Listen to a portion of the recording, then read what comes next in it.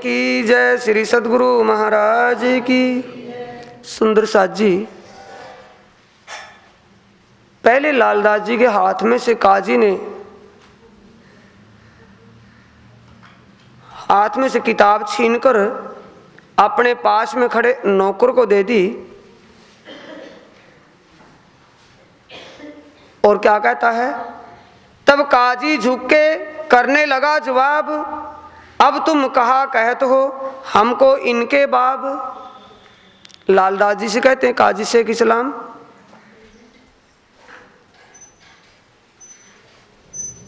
सुंदर साथ जी कैसा भाव बना हुआ है माहौल झगड़े का। किताब छीन ली लालदास जी के हाथ में से, साथ में खड़े नौकर को दे दी और बाहर से एक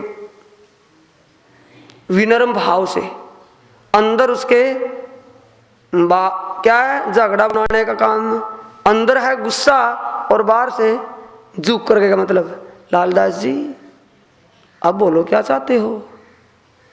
किताब तो छीन ली लालदास जी से, अपने नौकर को दे दी, क्या कहते हैं, अब तुम कहा कहते हो हमको इनके बाब। अब ये बताओ और क्या चाहता है इस विषय में, और चाहिए कुछ। लालदास जी पहचान गए कि इसकी दृष्टि तो बदल गई भाई। तब लाले देखिया फिरी दृष्ट जो इन, लालदास जी ने विचार लिया इसकी नीति बदनीति हो गई, नियत में फर्क आया, देख लिया। इन मारने का मन में लिया ऐ बात ना सुने कान। लालदास जी ने विचार लिया कि शेख इस्लाम काजी के दिल में नियत बदनीयत हो गई, ये हमारी जान का गाहक बनेगा, अब कुछ भी करके हमें मारने का तरीका ढूंढ रहा है। ये विचार लिया श्री लालदास जी ने। तब झुके काजी ने कहा मन में धर के रोष, मन में क्या है रोष, और झुके का मतलब विनम्र, बाहर से दिखावे में भाई लालदास जी बड़े अफसोस की बात, कुछ बताओ तो, और क्या काम किस काम आए थे, ये तो बात छोड़ो यहीं, और बताओ क्या हमारे लायक कोई सेवा, और सेवा करने के लिए है कि जान लेने के लिए। ऐसे विचार काजी ने बनाए ऊपर से दिखावे के। तुम हमसो कहा कहते हो हुआ इन पर बड़ा अफसोस।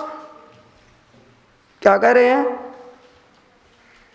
कि भाई तूने गाली दी थी, बोले ना गाली कौन कहता, बोले आज नहीं दी थी कल तो दी थी, वो झगड़ा बना लिया। क्या कहता है काजी, तुम हमसो कहा कहते हो, हाँ भाई लालदास जी तुम हमें थोड़ी देर पहले क्या कह रहे थे, आपने इमाम की इमामत का जो दावा लिया था इस विषय में कुछ और भी कह रहे थे ना, थोड़ा सा कुछ और।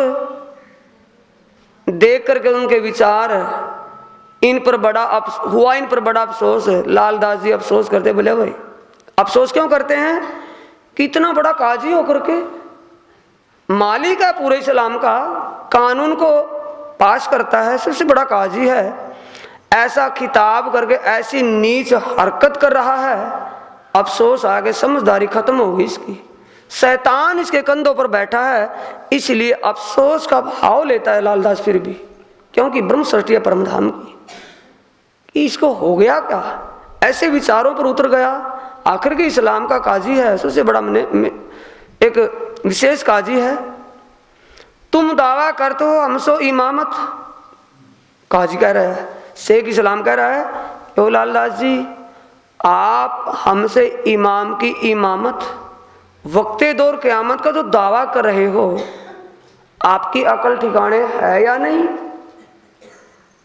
इस्लाम धर्म के कुरान और हदीसों को समझने जानने वाले हम हैं या आप हमें जो सीख देने के लिए आए हो, तुम्हें अपनी अकल ठिकाने तुम्हारी है या नहीं। हमें पता नहीं कितने इस्लाम के बड़े बड़े काजियों को कुरान की तालीम देकर के बड़े बड़े ओहदों पर बैठाया हुआ है। क्या कुरान, हम आपसे कुरान की तालीम लेंगे तो आप तालीम देने के लिए आए हो। यही बात फेर फेर कहे, लाले जवाब दिया इत, बार बार कहता है बताओ भाई तू समझदार हो गया इतना, तू कुरान को सारी को जानता है, तू इतना विद्वान हो गया, आलिम फाजिल हो गया, इमाम की इमामत और वक्ते दौर क़यामत, जो कुरान हम रोज पढ़ते हैं हमें तो उसका पता नहीं चला, तुझे पता चल गया। सारा क्या दौर है? झगड़ा करने का। हम तुम सो कहा कहे कहावत, हम तुम सो कहा कहें, झगड़ा हो गया ना। लालदास जी कहते कि हो हजरत, हम और आप, तौबा, आप इतने एक सम्मानीय माननीय एक वरिष्ठ विशेष काजी हो और हम कुरान अनपढ़ कुरान से आपके सामने हमारी क्या चलती है? यही बात कहते हैं, ऐसा कहते हैं हम, पर बात हमारी जो हमने आपसे कही है ना, वही बात हम फिर कह रहे हैं कि इमाम और वक्ते दौर क़यामत वो समय आ चुका है। उस बात के लिए तो फिर भी कहते हैं, लेकिन आप तो एक विशेष बड़े आलिम फाजिल विद्वान काजी हो, आपके सामने ज्ञान के विषय में दम नहीं मार सकते। लेकिन जो बात कही है उसको हम दोबारा फिर कहते हैं कि वक्ते दौर क़यामत और इमाम का समय जो लिखा था, शरीयत लिखी थी कुरान में, वो शरीयत पूरी हो चुकी है। तब बोला शेख इस्लाम, उन रहा पाई ना है। शेख इस्लाम कहता है कि भी जिसने ये चिट्ठी लिखी है, तुम्हें ये कहा है कि वक्ते दौर क़यामत आ गया है, इमाम साहिब आ गए हैं दुनिया में, उसे अपने आप ही समझदारी नहीं बनी, हमें क्या समझाएगा वो? उसे वो सीधा सच्चा रास्ता नहीं मिला, हमें क्या दिखाएगा? ये कहा किसने? इमाम का ना श्री प्राणनाथ जी ने। श्री प्राणनाथ जी के प्रति जब बेअदबी शब्द कौन बोल रहा है? शेख इस्लाम। और सुनने वाला परम धाम की ब्रह्म सृष्टि है, खसम के लिए क्यों सुनेगी? अपने लिए तो होश हो, लेकिन खसम के लिए मर मिटने की बात, गुस्सा आ गया तुरंत।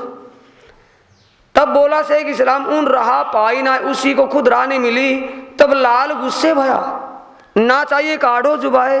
शेख इस्लाम, ठीक है आपकी पनाह में आया, कोई बात नहीं, जान जाए तो हमें जान का डर नहीं, लेकिन अब तो बोल दिया सो बोल दिया, दोबारा जुबान खुल गई ना, जुबान ही खींच लूंगा। बेअदबी मैं सुनूंगा नहीं, करना जो कर ले कानून के दायरे से कर ले, लेकिन बेअदबी बोलना आपको शोभा नहीं देता। काजी हो, आपका अधिकार है तो कानून है, ये नहीं कि जुबान है।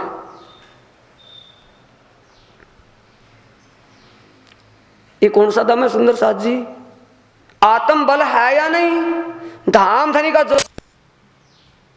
तब लाल गुस्से बयाना चाहिए काढ़ो जुबाए, अब हम तुमको कभू ना दे पैगाम। आज के बाद कभी भी हम पैगाम लेकर के आपके पास नहीं आएंगे।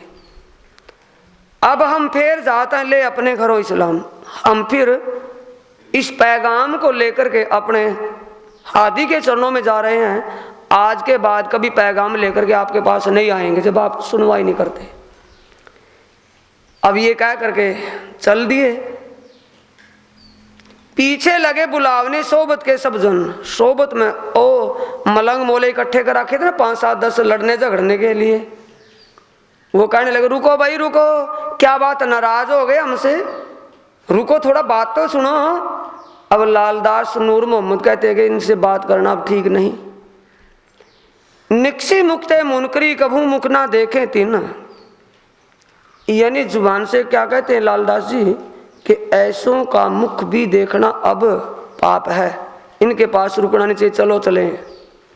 यहाँ से चल के आए घर मुफ्ती अब्दुल्ला रहमान। शेख इस्लाम के घर से चल कर के रास्ते में गली में चले जा रहे थे ना, रास्ते में मुफ्ती अब्दुल्ला रहमान का घर पड़ता था। उसने आवाज ली, यार कहाँ गए थे भाई? शेख और कौन थे? नूर मोहम्मद और लालदास जी से। नूर मोहम्मद तो वहीं के रहने वाले थे। पूछ लिया, नूर मोहम्मद मुसलमान दिखाई दे ना, कि कहाँ गए थे भाई? कि यहाँ इस शेख इस्लाम के घर गए थे। किस काम के लिए? जिनसे मिलाप करके कहा पैगाम सुभान।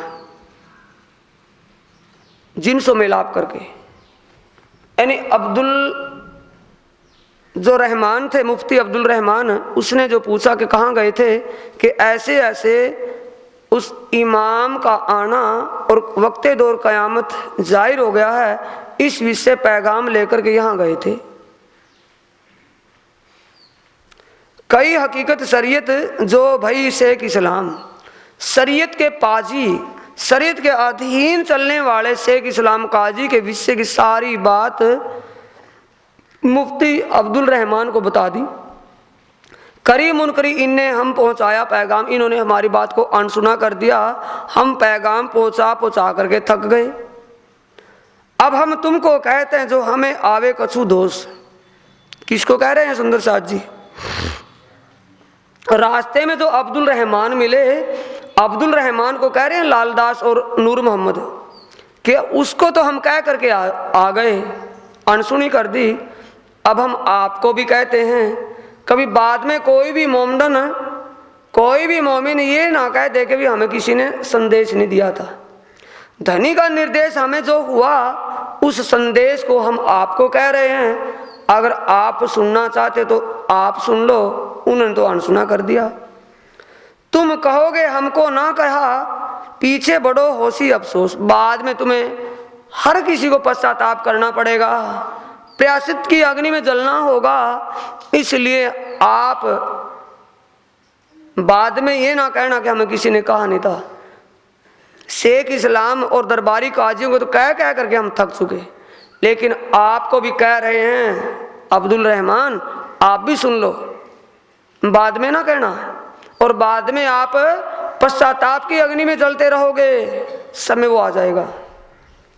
हम तुम एक वतन के तिस वास्ते उमेठत हैं कान। कान उमेठत, कान पकड़ना है ना, कान पकड़ने का मतलब बार बार कहना। हे अब्दुल रहमान, हम मोमडनों को बार बार इसलिए कह रहे हैं कि हम देखा रसूल खुदाए का, तुम लाओ तीन पर ईमान। हमने उस फकीर के तन में, आखिरी इमाम के तन में, रसूल मोहम्मद ने जो कहा था मैं इमाम के साथ आऊँगा, मेरे मुख पर पर्दा होगा, तुम पहचान लेना। हमने उस इमाम के अंग में, तन में रसूल की सूरत को साक्षात जाहिर रूप में देखा है। इसलिए हम बार बार कह रहे हैं। कहने वाला कौन है? नूर मोहम्मद मुसलमान है वो भी, और तसल्ली दिला रहा है उनको, दिल से उनको तसल्ली दिलवा रहा अपनी तरफ से कि मैंने साक्षात उस तन में रसूल की हक की सूरत को देखा है। रसूल ने कहा था इमाम के साथ मैं आऊँगा, उन्होंने अपना वादा पूरा कर दिया, मैंने उनकी सूरत को उसमें देखा है। ये मैं दिल से गवाही देकर के सच्चे दिल से कहता हूँ। इस बात पर ईमान लाना तुम। तब जवाब मुफ्ती दिया। मुफ्ती अब्दुल रहमान कहता है रसूल आवे वक्त क़यामत। रसूल तो वक्ते दौर क़यामत में आएगा। जब क़यामत आएगी, रसूल ने क़यामत के वक्त आना लिखा है कुरान में, तो सो तो आजू दूर है, तुम आज ले आए क्या इत। अब्दुल रहमान कहता है, मुफ्ती अब्दुल रहमान कहता है कि रसूल की सूरत तो वक्ते दौर क़यामत में आएगी, और वो तो वक्ते दौर क़यामत तो अभी दूर समय पड़ा उसका। तो क्यों तुम जानिया दूर है।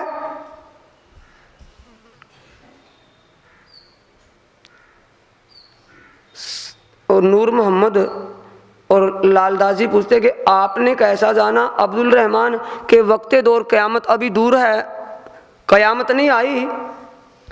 कि लिखा है कहाँ? बीच किताब इख्तलाफ, कि मेरे पास एक इख्तलाफ नाम की किताब हदीस लिखी हुई है, उसमें लिखी हुई हैं बातें। समझ हमें कछु ना पड़े, क्यों दिल होवे साफ। पर उसमें जो लिखा हुआ है वो हमारी समझ पूर्ण रूप से नहीं आया, इसलिए हमें इस बात पर संशय है। ये बात हमें समझा करके आप कह दो। कौन कहता है? और मुफ्ती अब्दुल रहमान मुसलमान कहता है किसको? नूर मोहम्मद और लालदास जी को, कि मेरे पास एक किताब रखी है, उसमें तो अभी क़यामत आई नहीं, अगर आई है तो मुझे समझा करके बता दो उस किताब के लेख के अनुसार।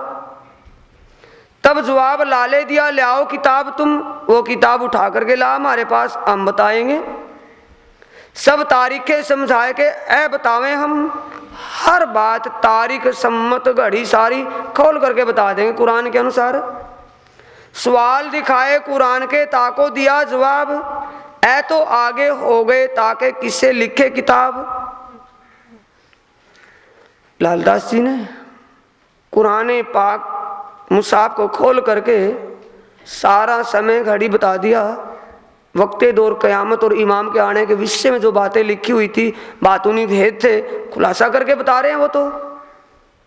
आगे से मुफ्ती अब्दुल रहमान कहता है, ऐ तो आगे हो गए, ये तो समय बीत चुका है जो आप कह रहे हो, किससे लिखे किताब। ये तो किस्से कहानियां बीते हुए समय की लिखी हुई है, किताब का मतलब कुरान पाक में। लालदास जी कहते बड़ा अफसोस है भाई, कुरान धार्मिक ग्रंथ इनका अक्ल में ही नहीं आ रही बात। बड़ी भूल तुम बीच में ले डार्थ किससे कुरान। हे मियाँ जी, मुफ्ती अब्दुल रहमान को कहते कि हे रहमान, ये तो तुम्हारे अंदर एक भूल है, ये एक अनसमझी है। आपने जो कुरान पाक के लेख को एक कहानियां और किस्से समझ करके छोड़ दिया, वे रद्द जमाने हो गए, तुमको ऐही पहचान। तुम्हें यही समझदारी बनी कुरान से, जो कुरान में किस्से और कहानियां जो लिखे हुए हैं आपने समझ लिया, वो तो समय बीत चुका, हो गई वो तो बातें। ऐसा नहीं है। ऐ सारे किस्से आज के रसूल आए इत, शर्त लिखी सो भाई सो, शर्त लिखी सो भाई, दोनों बात अलग बोले। सो रसूल मोहम्मद साहब ने जब इस दुनिया से प्रस्थान किया, दुनिया से शरीर छोड़ करके चले, उस वक्त में अपने यारों से कहा था, अबू बकर नबी और सादिक से। उन्होंने पूछा यार कब मिलोगे, ये फरदा रोज, कल को, कल का दिन इमाम आएंगे और मैं भी उनके साथ आऊंगा, पर मेरे मुख पर पर्दा होगा, तुम पहचान लेना। वो अपने समय पर रसूल आए इत, इस इमाम मेहंदी श्री प्राणनाथ जी के तन में साक्षात विराजमान आए हुए हैं। उस समय उन्होंने जो भविष्यवाणी लिखी थी वो आज के लिए लिखी थी, जो आज वर्तमान में गुजर रही है। ये लालदास और नूर मोहम्मद ने अब उस मुफ्ती अब्दुल रहमान को ठोक करके जवाब दिया कुरान की तरफ से। आए असहाब रसूल के जाहिर भय मोमिन, और रसूल ने जो कहा था कि मैं अपने भाइयों के लिए आऊंगा, असहाब साथी भाई उनके लिए आऊंगा। जाहिर भय मोमिन वो रसूल मोहम्मद के भाई, उसके जो यार वो जाहिर हो चुके हैं दुनिया में। आज तुम सो हम कहते हैं, हमें दोस्त दीजो कोई जिन। आज ये आखिरी चांस आपको दे रहे हैं, आपके आज के बाद कभी आपको मिलेंगे नहीं, बाद में पश्चाताप मत करना। दोष ना देना हमें कि हमें किसी ने आकर के कहा नहीं था, किसी ने हमें वतन की सुध और वतन के खसम के आय की सुध किसी ने नहीं दी थी, बाद में फिर मत कहना। 3 दिन सोबत भई, आया हादी का हुक्म। उस मुफ्ती अब्दुल रहमान के घर 3 दिन चर्चा चलती रही।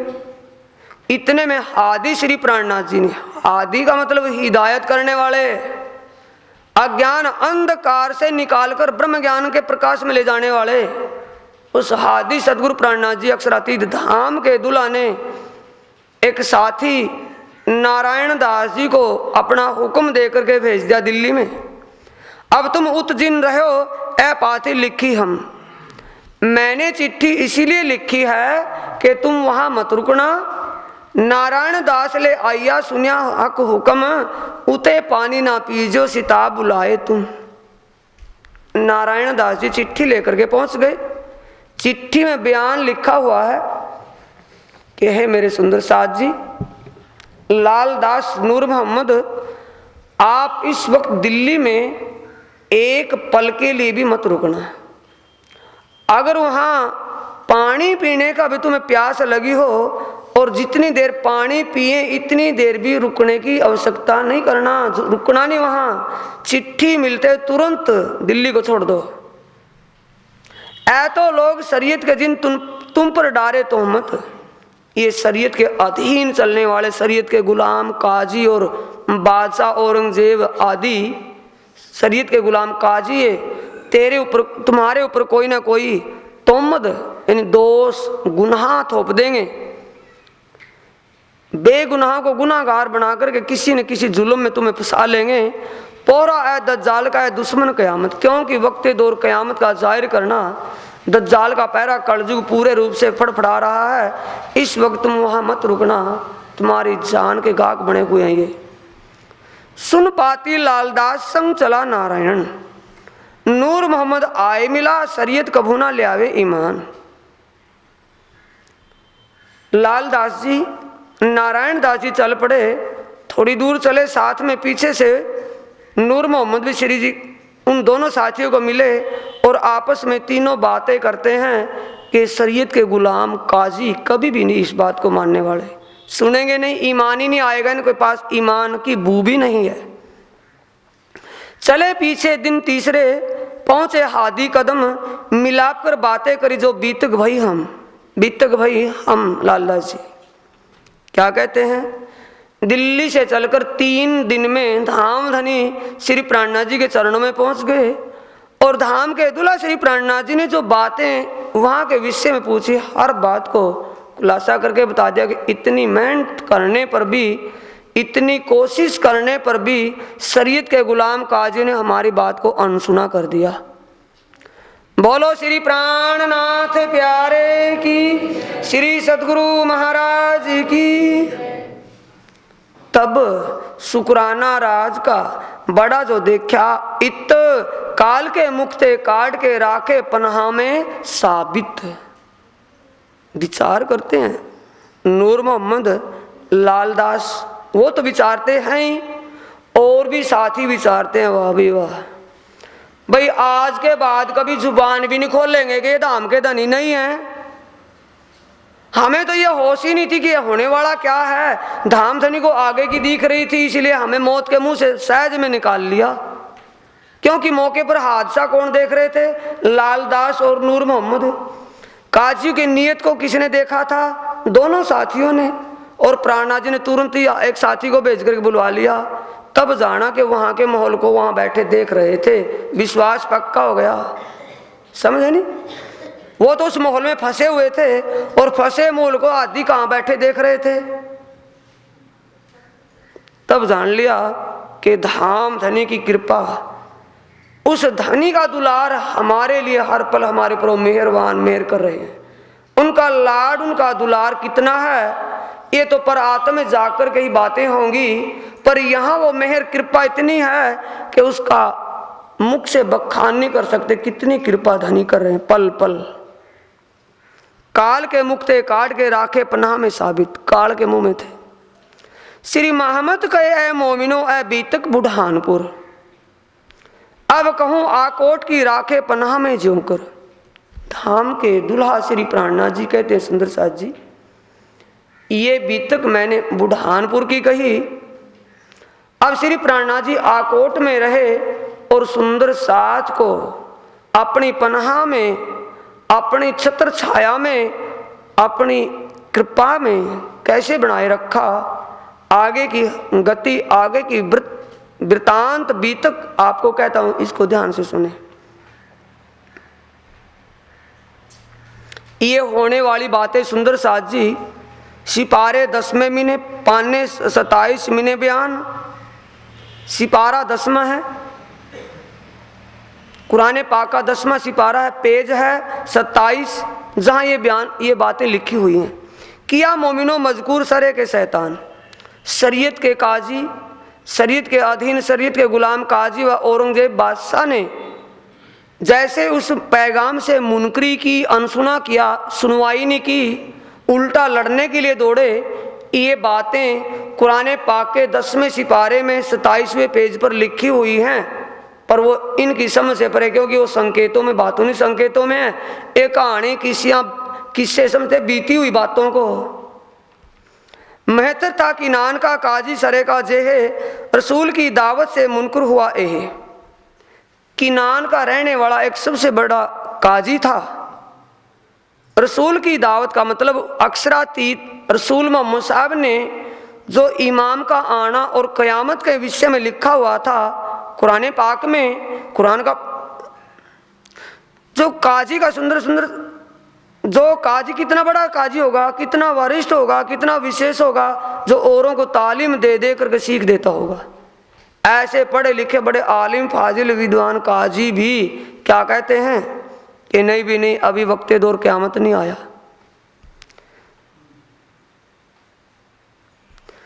जब मिला मिलावा मोमिनो रुजू हुई सब जहान, दिन छठा जुमे का हुई पहचान इमाम।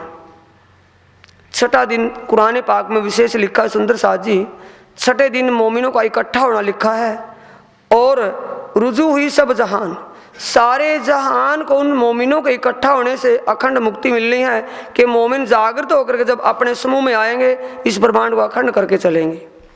दिन छठा जुमे का हुई पहचान इमाम, जिसमें इमाम की पहचान, इमाम का आना जाहिर, ये छठे दिन की बात है सुंदर सा। छठे दिन में मोमिन उस इमाम का आया जाहिर करेंगे और इस ब्रह्मांड को अखंड मुक्ति देंगे। ये कुरान पाक में विशेष करके लिखी हुई बातें हैं। श्री मोहम्मद कया मोमिनो ए लिखा बीच फुरमान, मोहर करी दिल आंख पर और जुबान कान कुफरान। मोहर करी दिल आंख पर और जुबान कान कुफरान। ऐसा कुरान में पहले से लिखा हुआ है कि ज़्यादा पढ़े लिखे आलिम फाजिलों के आंखों और कानों पर मोहर होगी, यानी वो कानों से उस सत्य आवाज़ को सुनेंगे नहीं, पसंद नहीं करेंगे सुनना, आंखों से असलियत को देख नहीं पाएंगे, इसलिए वो आंखों और दिल के अंधे कहा उनको। अब श्री प्राणनाथ जी बुढ़ानपुर से आकोट तहाँ रहे महीने 4। बुढ़ानपुर से चल करके आकोट में पहुंचते हैं। आकोट में 4 महीने रह करके अब आगे के लिए प्रस्थान करते हैं। खबर ले सब साथ की करने लगे विचार।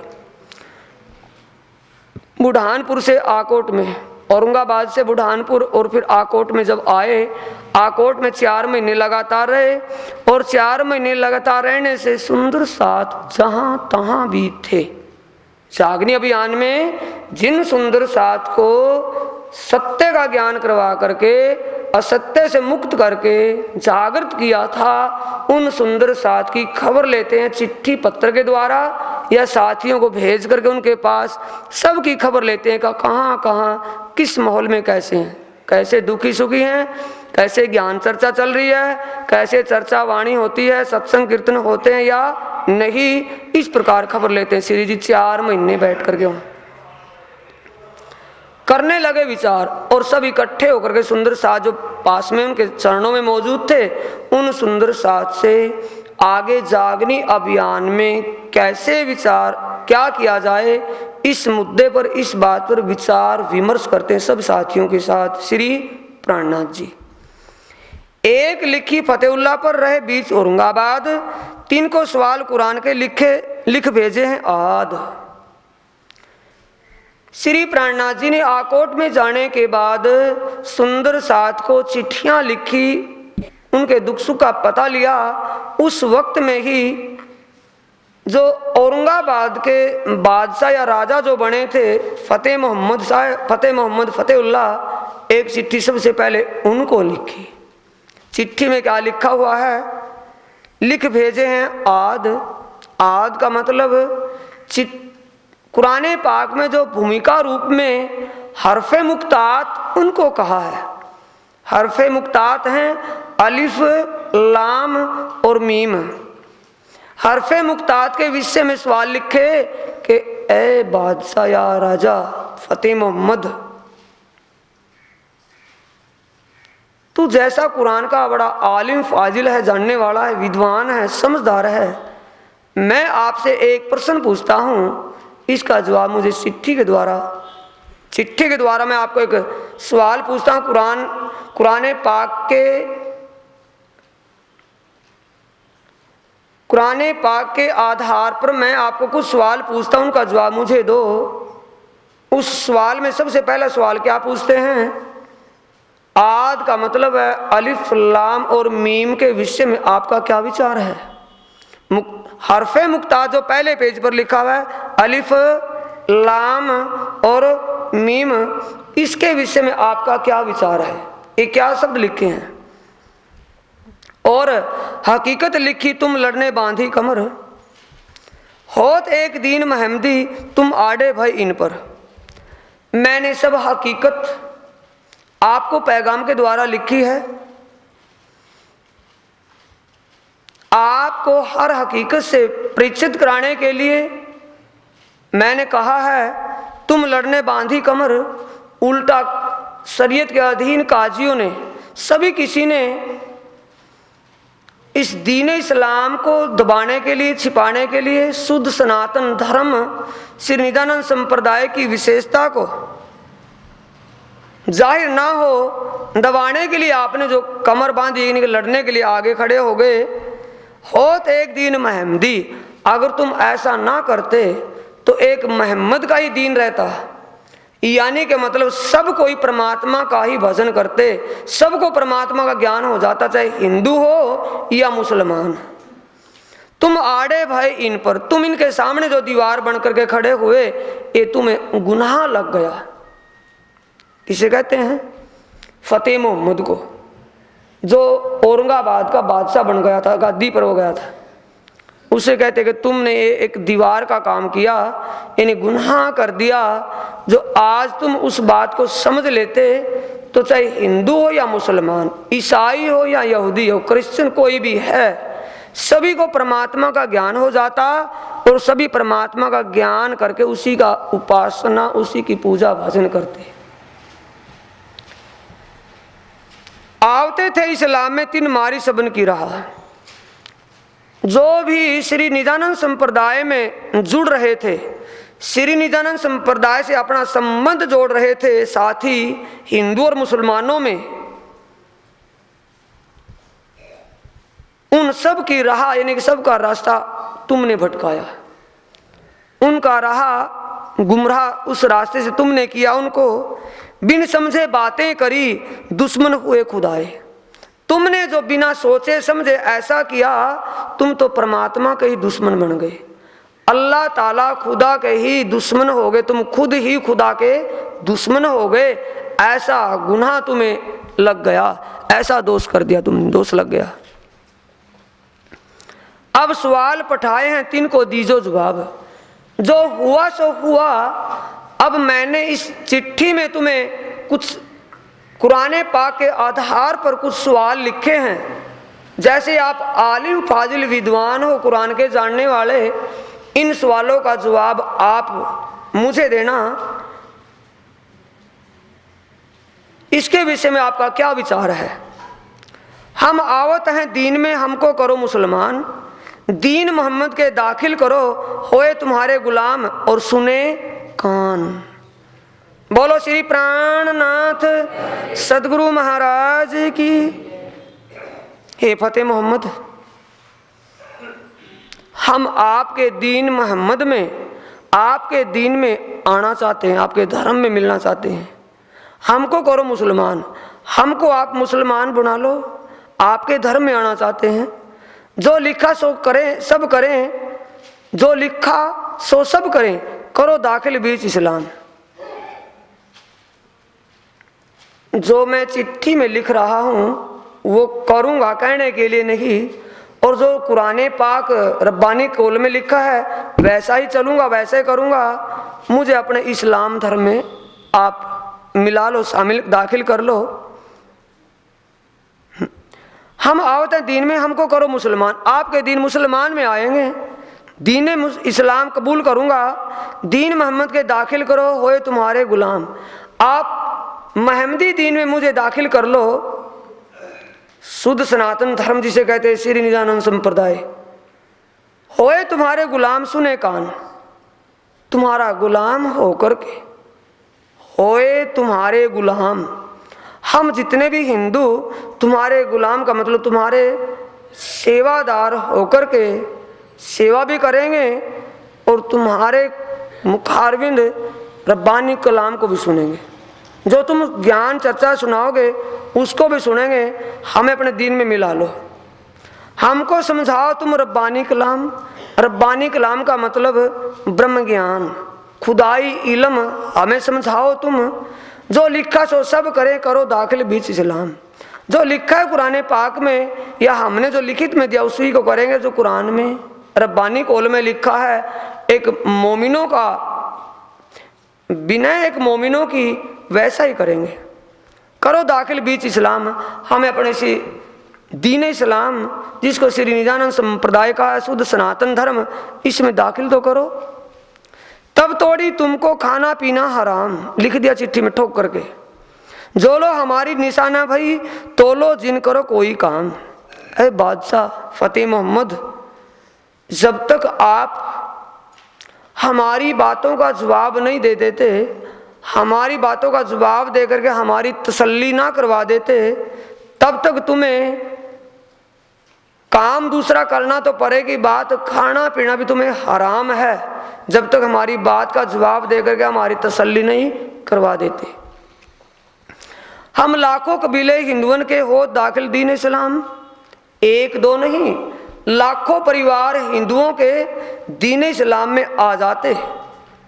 ए काम छोड़ के कहा करो इस ठाम, इस वक्त तुम दीन इस्लाम के कार्य पर जो हो, ये दीन इस्लाम के काम में जो लगे हो, हिंदुओं को जो मुसलमान तुम बना रहे हो, ये काम छोड़ करके दूसरा काम करना तुम्हें दोष है, गुनाह है तुम्हारे लिए। पर तुम हम लाखों परिवार हिंदुओं को मुसलमान बनाओ तो सही। जो सिफत कुरान में लिखी नाजी फिरके की, अब श्री प्राणनाथ जी पूछते हैं पर ये बता तू खुद भी मुसलमान है या नहीं। सुंदर साथ जी, हमें तो मुसलमान बनाओगे तब बनाओगे तुम खुद भी मुसलमान हो या नहीं। मोमिनों के किस फिरके में तुम हो, मैं तुम्हें एक पहचान लक्षणों की बात कहता हूं, लक्षण दिखाता हूं। इन लक्षणों के अनुसार किस दर्जे में तुम हो। जो सिफत कुरान में लिखी नाजी फिरके की जो तुम हो उनमें तो कहो खबर वही उतरी। कुरान पाक में नाजी फिरके की एक विशेष महिमा लिखी हुई है। 72 नारी फिरके होंगे, 73वां फिरका नाजी फिरका होगा, कुरान पाक में लिखा हुआ है। आप 72 फिरके नारी फिरकों में हैं या 73वां फिरका नाजी फिरका उस नाजी फिरके की जमात में से हो, ये खोल करके लिख दो। जो रूहें दरगाह में ने कही मोहम्मद 12,000, रसूल मोहम्मद साहिब ने कुरान पाक में जो उस अल्लाह ताला की दरगाह में 12,000 रूहों का बयान लिखा है कि 12,000 रूहें उस अल्लाह ताला के चरणों में विराजमान है। जो तुम हो तीन में तो करो हमको खबरदार। अगर तुम 12,000 की जमात में से हो हमें समझा करके कह दो। जिन रूहों का मरातबा लिखा आमेद सालून, बोलो श्री प्राणनाथ सदगुरु महाराज की। दूसरा सिपारा कुरान पाक का आमेद सालून सिपारा है। आमेद सालून सिपारे में जो रूहों का मरातबानी का दर्जा एक महान दर्जा लिखा है। तीन मानद कोई नहीं, उन रूहों के दर्जे के बराबर कोई नहीं है। तुम देव जवाब हो कौन, ये मेरे को निश्चय करके बता दे, दिल से पूछ करके बता तो तू कौन से दर्जे में है।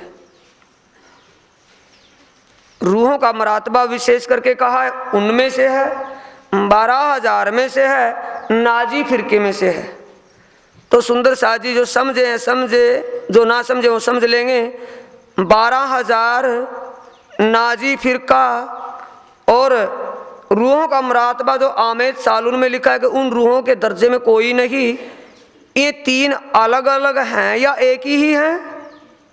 नाजी फिरका 12,000 और वो रूहों का मरातबा बड़े दर्जा जो रूहों का है, ये तीनों एक हैं या तीनों अलग अलग हैं? तीनों एक ही हैं सुंदर साथ जी। नाजी फिरका भी उसे कहते हैं, 12,000 भी वही हैं और रूहों का बड़ा मरातबा वही है, उन्हीं रूहों को कहा है। अब पूछते उसकी अकल काम करेगी या ना करेगी?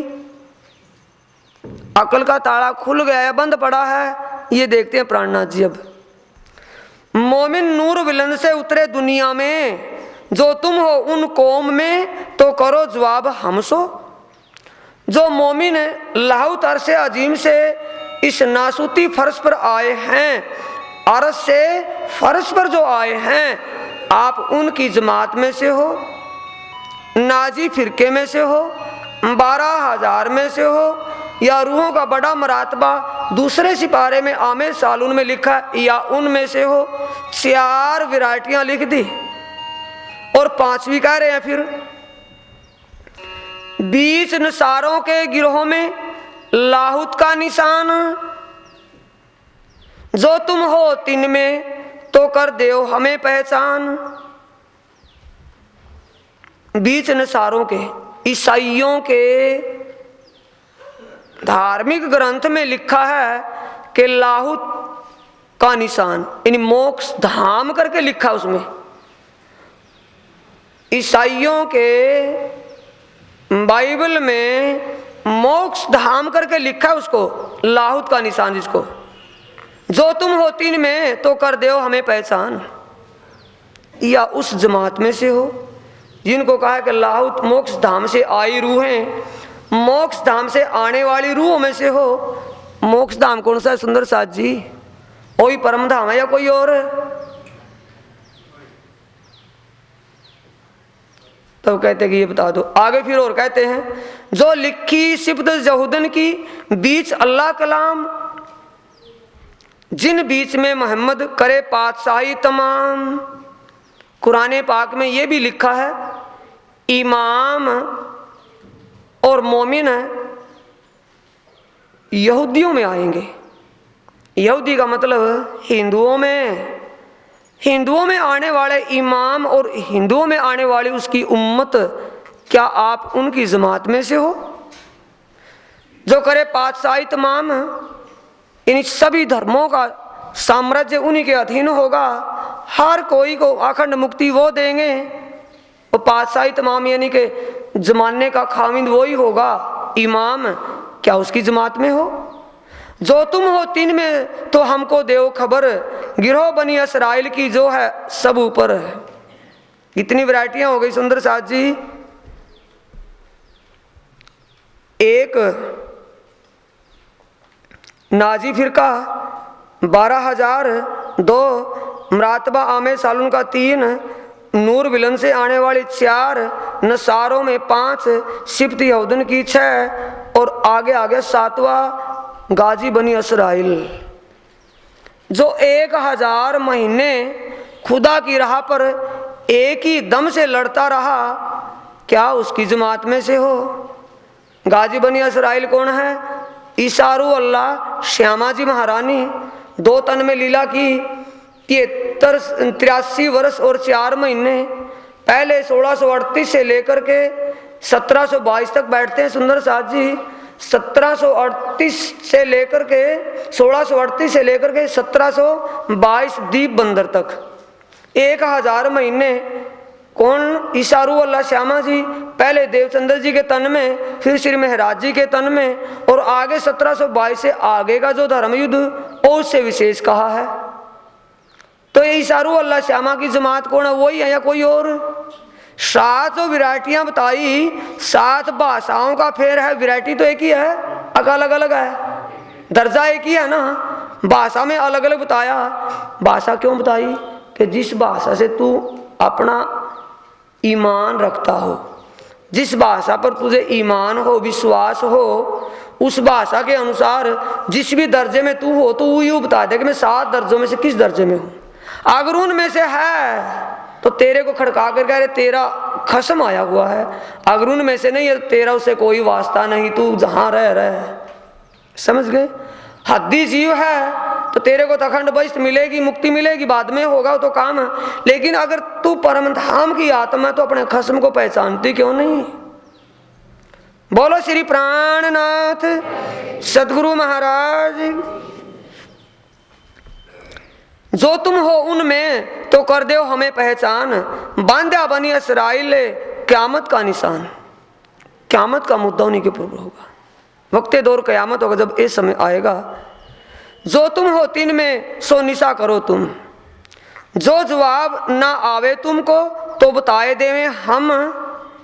ठोकर के लिख देना चिट्ठी या गिड़गिड़ा करके लिखी, डरते हुए कंबड़ाते नहीं, अक्षरातीत की आवाज है सुंदर साथ जी। क्या कहते हैं? जो तुम हो तीन में सो निशा करो तुम, हमारी तसल्ली करवा दो। निशा का मतलब तसल्ली करवा दो हमारी, जिस भी जमात में हो तसल्ली करवाओ प्रमाण के अनुसार। अपनी चाल, अपनी विनय करनी और रहनी से हमारी तसल्ली करवा दो। हम आप देख लेंगे तेरी रहनी करनी उन रूहों की है या कोई हद्दी जीवों की है। हद के जीव अपनी चाल चलेगा, रूह अपनी चाल चलेगी। हम भी देख लेंगे तू किन रूहों में से झूठ बोलता है सत्य। लेकिन सोच समझ करके जवाब देना बात का। अगर तुझे पता ना आए तो हम तुझे बता देंगे, बैठ करके सुन ले, या तो समझा दे या समझ ले बैठ कर। इन भांत के निशान लिख भेजे उन पर, जवाब ना आवे तिनको शर्मिंदे हुए यों कर। जवाब कौन दे? उस बारीकी में घुसा कौन है? गद्दीपति तो बन करके बैठ गया, मालिक तो बन गया, बादशाह तो हो गया, लेकिन कुरान की बारीकियों में कौन घुसे और उसकी तालीम कौन दे? हक बात उनकी बारीकियां हक के दिए आवत, सीखे सिखाए ना सोबते हक मेहर पावत। धनी की कृपा हो तो मिले इल्मी और विद्वान, दुनिया भर के दिखे फिरते कुछ नहीं बनने वाला उनसे। सुंदर साथ जी, ये ब्रह्म ज्ञान है, दिव्य वाणी है, अक्षरातीत की मेहर आए तो मेहर में सब जोश इल्म इश्क सब उसमें घुसा हुआ है। बोलो श्री प्राणनाथ सदगुरु महाराज। यों ही एक लिखा काजी पर हिदातुल्ला जाको नाम, दूसरा काजी और भी था उसी औरंगाबाद में, उसके नाम भी चिट्ठी लिखी, हिदातुल्ला के नाम। एक लिखा अमानत खां दीवान पर, रुक्का बहादुर खान स्थान। ये मुसलमानों पर चिट्ठियां और भी लिखी कईयों के नाम। यों बैठ के आकोट में पहुंचाए पैगाम, पर दिल मुर्दे ना पाही। मुर्दा दिल, अगर ब्रह्म आत्माएं हों तो उनका दिल कौन है? शेर दिल, जागृत पहचान दीन। इनको दीन इस्लाम की पहचान क्या थी? पर दिल मुर्दे ना पावी पहचान दीन इस्लाम। उनको दीन इस्लाम की पहचान, शुद्ध सनातन धर्म। दीन इस्लाम होता क्या है? दीन इस्लाम में मिलाएंगे किसको? जब आप ही ना पता हो, आप ही अपना स्टैंड ना हो तो दूसरे किसी को रोक लेगा। यहां भाई से भाग के आया अव्वल खान। इसी ऐसे माहौल जब बना हुआ था, श्री प्राणनाथ जी आकोट में बैठकर चिट्ठियां जो लिख रहे थे, अव्वल खां घोड़े पर जो चाबुक मारी थी ना आकर के, अव्वल खां समझ गए। उदयपुर के ताल पर मिला था, नूर मोहम्मद बैठा था सेवा में और अव्वल खां घोड़े पर आया। उसने पूछा था ये कौन वैरागी, पहचान करवा दे। श्री प्राणनाथ जी के पहचान करके ईमान लेकर के सेवा करके श्री जी कहने से अपने गृहस्थ में अपने भाइयों के पास चला गया। लेकिन भाइयों में क्या अनबन, ओ उदास रहता दुनिया से। दुनिया को क्या चाहिए? दुनिया उसको अच्छी नहीं लगती, ना भाइयों से विचार मिलते। वो कहते हैं वहां, वो बैठता है वहां, वो कहते हैं ये कर, वो कहता मैं ना करूं, विचार नहीं मिले। श्री प्राणनाथ जी के चरणों में, क्योंकि धनी को पहचान लिया था भाई। जब तक खसम की पहचान ना हो तो कुछ भी करता रहे, लेकिन जब हो जाए तो उसके लिए मिटेगा वो। इसलिए गुरु नानक देव जी गुरु ग्रंथ साहिब में कहते हैं, धनी को पहचाने तो शाबाश है, प्रियतम नु पहचाने, खसम नु पहचाने तो शाबाश है, अगर ना पहचाने तो कम जात है। स्पष्ट खोल दिया। यानी जीव है और जो है तो अखंड आत्मा है, वो रूह है। यहाँ भाई से भाग के आया अव्वल खान, रह ना सके माया मीने, जाको हक पहचान। जिसको खसम की पहचान हो जाए, उस धनी को जिसने जान लिया, उसको माया कुछ फिर और रूप में दिखाई देती है। माया में उसका दिल लगता ही नहीं। प्रैक्टिकल करके देखे। बहुत दिलासा करी 20 तरीकत इस्लाम, तुमको दुनिया ना लगे हम जो बैठे एक ठाम। श्री प्राणनाथ जी ने अव्वल खां को सांत्वना दिलाते हुए, दिलासा दिलाते हुए बहुत समझाया कि भाई हमारी और तुम्हारी पर आत्म एक धनी के चरणों में मूल मिलावे में बैठी है, इसमें कोई शक नहीं है। इसलिए दुनिया का असर तुम्हारे ऊपर अब नहीं होगा, क्योंकि तूने अपने मूल स्वरूप पर आत्म, अपने धनी, अपने खसम और अपने मूल मिलावे को चितवन के द्वारा पहचान और अनुभव कर लिया, समझ लिया है। अब दुनिया का रंग तेरे ऊपर नहीं चढ़ेगा। दुनिया में डूबा रहा है लेकिन उसका रंग नहीं चढ़ेगा। तब तुम्हें बुलावेंगे जिन तुम हो दलगीर, तब तुम्हें बुलावेंगे, कोड वर्ड छिपा हुआ है। तब कब बुलावेंगे? कोई दिन निश्चित है?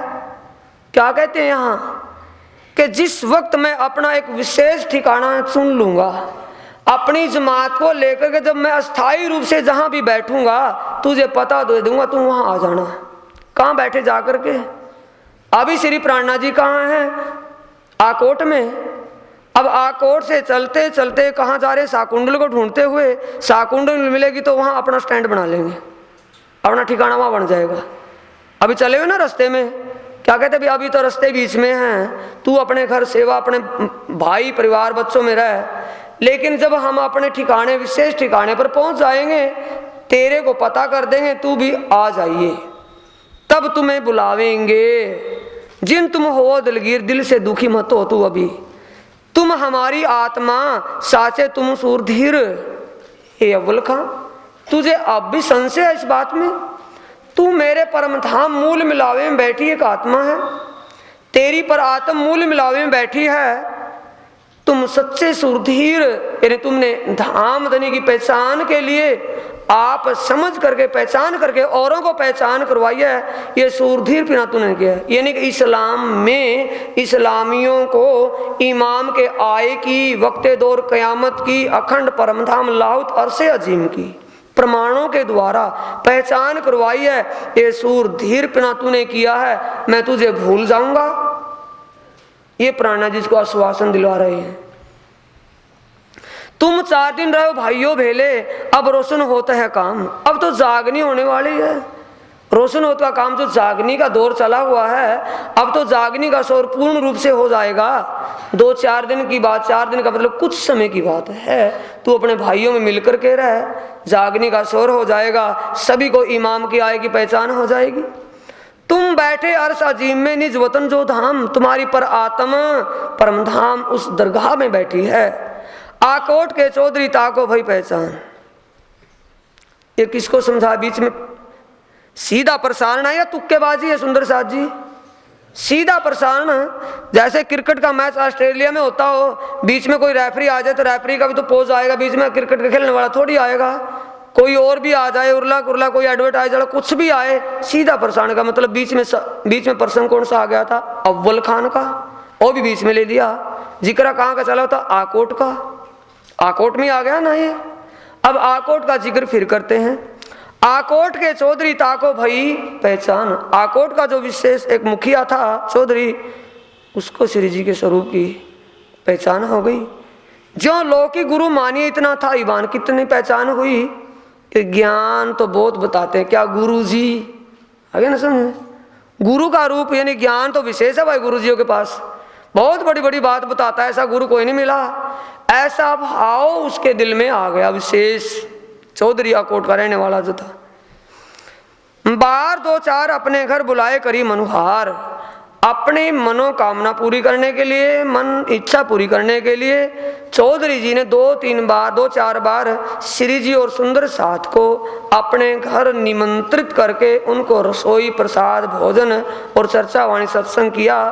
उत्सव रसोइयां भंडारे हुए और वाय भली भांसो, यानी दिल से, भाव से श्री जी को और उनकी जमात को रसोई भंडारा जिमाया, सत्संग कीर्तन करवाया अपने घर। चौधरी ने कर आचार विचार, यानी कि अनेक विचार लेकर के दिल में, साथ सबों को बुलाए प्रसाद लेवे को, साथ राज के संग बैठाए कबीले में। अपना कबीला परिवार सारा बिठाया और श्री जी का जो महाप्रसाद था वो सबको जिमाया, बांटा। चर्चा कीर्तन सेवा को लिए सुख माफक अंकुर, तहां रहे 3 तीन माफक उत तैसा हुआ मजकूर। सुंदर साथ जी, जैसा अंकुर उस आकोट के चौधरी में था, बीज उसका जहां था, जहां जिस धाम की वो रूह थी या जीव था, उसके मुताबिक ही उसको सुख मिला। अब तो समझ में आती होंगी बातें कि नहीं आती? सुंदर साथी, जहां का जो होगा उसको वैसे तो मिलेगा, दूसरा कहां से मिलेगा? एक रूप कैसे बनेंगे सब? एक रस कैसे मिलेगा? एक रास्ते कैसे चलेंगे? इसलिए जब जिनको जैसी पहचान हुई, वैसा उनको विश्वास हुआ, वैसा ही ईमान आया, और उस पहचान और ईमान के मुताबिक ही उनको फल मिला। बोलो श्री प्राणनाथ सदगुरु महाराज की।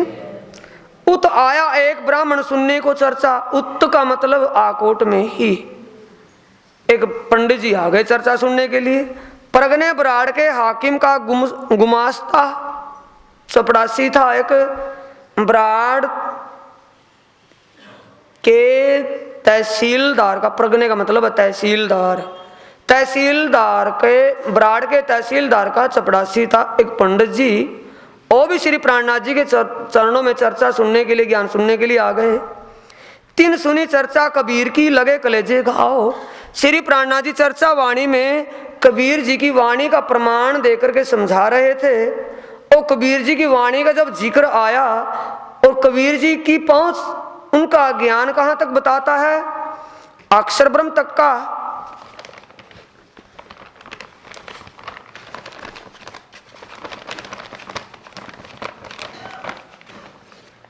षोडश वर्ष का रूप जो कही है, शोभा षोडश बहाना, ये आवाज कबीर जी की आवाज। जाकी ताकी शोभा कहत न आवे, जाको कबीर धरे ध्याना। यह कबीर जी का मुक्ति स्थान यहाँ है। जो अक्षर की लीला को गाते थे कबीर जी अपनी वाणी में, और श्री प्राणनाथ जी ने उस बीजक की प्रमाण गवाही देकर के, शाहिदी देकर के, और जब चर्चा की इस अक्षर ब्रह्म के चारों अंतस्करणों की, अब उसने तो अव्यकृत ब्रह्म को ही जाना था, नीचे के चौथे पाद को ही जाना, 3 पाद और 20 में चतुष्पाद लीला में, इसमें चारों लीलाओं को खुलासा करके प्राणनाथ जी ने जब योग माया को समझाया। तीन सुनी चर्चा कबीर की, लगे कलेजे घाव। कबीर की तो साक्षी मिल गई ना। अब कोई अपनी वाणी की, कुलजम वाणी की, धनी की वाणी का कोई गवाही साक्षी किसी और संप्रदाय में मिले, कान लगा करके सुनेंगे भाई हमारी बात आई है। इसी प्रकार से उस पंडित जी ने विशेष करके ध्यान दे करके सुनी। खुला द्वार हकीकत का, ऐसा लगा आए दाओ। वाणी उसको ऐसी समझ में आई कि उसको हर हकीकत अखंड की समझ में आ गई। अक्षर ब्रह्म की चारों अंतस्करण की लीला बीजक में तो खुलासा नहीं थी, श्री जी के मुख सुनी जब चर्चा, तो उसको तो अछूट प्रभाव हुआ उसके ऊपर। भूल गया शरीर को, नजर पहुंची बका में। शरीर का मतलब दुनियावी लेको, दुनियावी संबंध को तो दिमाग से भूल गया। हर टाइम कहाँ लगी सुरता अखंड योग माया में। और शान कछु ना रही, हुआ सब तुम ही से। और शान का मतलब सब बात भूल गया, और सब ज्ञान, सब बात भूल गया। क्या कहता है? तुम ही हो, तुम, यानी करता तुम ही हो। श्री प्राणनाथ जी ने कहा ना, समझाया, तो शास्त्र की वाणी से क्या समझा था? उस ब्रह्म की पहचान वो ब्रह्म ही करवाएगा। अखंड का ब्यौरा वो अखंड के रहने वाला देगा, कि कहते कि तुम ही करने वाले हो। घरों जाए पीछे फिरे जो ताना कोरी के। अपने घर में जाते हैं पंडित जी, कैसा? जैसे ताना कोरी के, जुलाया जैसे एक खुंटे से दूसरे खुंटे तक तार बुनता है ना, कभी उस पर चला गया, कभी उस पर ताना तनता है, ऐसे ताने से तनता फिरता है। घर में चला जाए तो वाणी टिकनी दे। राज्य धाम के दूल्हा क्या पिलाते हैं बैठ करके? वाणी का रस। और वाणी का रस उनको झंझोड़ करके उठाता, क्यों बैठता है? घर चलता नहीं के चरणों में, वाणी में आकर के बैठता है तो घर का काम ध्यान आता है, फिर घर चलता है। घर में जाकर के मन नहीं लगता। कैसा हो गया? जैसे ताना कोरी के। आवे जावे फिरे फिरे नजर भई इन एक ही तरफ नजर टिक गई। अब जो बात कहे उनको तो कहे तुम ही हो तुम। कोई पूछे ना पंडित जी क्या क्या कमाया क्या किया, तुम ही तुम। कोई कुछ भी कहे तुम ही हो तुम। और ना मुंह से काट ही तुम पे आए हम। और दूसरी बात कहे तो क्या कहे, हे धनी मैं आपकी शरणागत हूँ, आपकी शरण में आया हूँ, आपकी पनाह में आया हूँ, मुझे ठुकराना नहीं। किसकी पहचान हुई, धाम के धनी की। हे धनी, हे मेरे महबूब, मैं आपकी शरण में आया हूँ, आपकी छत्र छाया में हूँ, मुझे ठुकराना नहीं। तुम ही हो, तुमसे हुआ है, तुम ही कर रहे हो, ये मुझे अब होश आ गई, आप मुझे अपनी छत्र छाया में रखना। ये कहते हैं पंडित जी। बोलो श्री प्राणनाथ श्री सद्गुरु महाराज की। जो चर्चा कर समझाए तो बोले ना निकसे और, बोलना निकसी और। श्री प्राणनाथ जी चर्चा करके समझाते हैं, पूछते हैं, कहते हैं, मौन होकर के बैठा रहता, कुछ बोलता ही नहीं। चित उनका लगा मूल अक्षर के ठोर। अक्षर की मूल लीला में, अक्षर का मूल स्वरूप यानी चारों अंतस्करणों की लीला जब समझी, कुटस्थ को समझा, और कुटस्थ से पर जो अतीत की लीला है मूल से उसकी समझ में आ गई कि सच्चिदानंद का अंग ही सत अंग अक्षर है, और अक्षर का ही चौथा अंतस्करण अव्यकृत, और अव्यकृत की इच्छा शक्ति सुमंगला के द्वारा ब्रह्मांडों की रचना होती और बनती मिटती है। ये अकल में जब बात आई तो किसको जान लिया, मूल को। पहले पात में था, उनकी शाखाओं को जाना, फिर मूल को ही जान लिया। अब मूल को जानने के बाद जड़ नजर मूल में जाएगी या पत्तों में, मूल में नजर टिक गई अक्षर की लीला में। पीछे फिरता ही रहे हर समय, श्री प्राणनाथ जी के पीछे आगे घूमता है। प्राणनाथ जी नजरों से ना देखे तो ऐसा समझता कि खत्म हो गया, मर गया। यानी श्री प्राणनाथ जी को देखे बिना उसको चैन नहीं मिलता। पीछे फिरता ही रहे समय प्रात के नदी पार, श्री राज दातून करते हैं पैठा नदी में होशियार। एक दिन चांस ऐसा हुआ, धनी श्री प्राणनाथ जी के देखे बिना उसको मन नहीं भरता था। सुबह सुबह दौड़ लिया, और जैसे श्री प्राणनाथ जी दातुन कुर्ला के लिए शौचालय आदि ध्यान स्नान के लिए नदी पर गए हुए थे, नदी पर प्राण